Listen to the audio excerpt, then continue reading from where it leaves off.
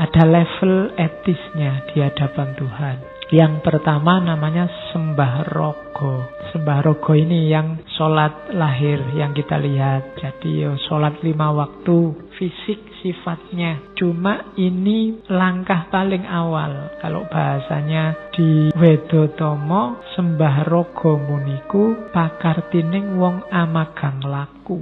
Jadi ini langkah paling awal. Tidak boleh merasa sudah selesai dengan sembahyang. Dengan sholat saja sudah beres. Perlu masuk ke dalam namanya sembah cipto. Atau kadang disebut sembah kalbu. Kalau ini yang sholat batinnya. Caranya apa? Membersihkan dari kungkungan hawa nafsu. Tazkiyatun nafas. Bersihkan batinmu. Taholli kalau dalam tasawuf. Orang yang tidak mampu sembah kalbu, sholatnya tidak bisa khusyuk. Sholatnya hanya olahraga.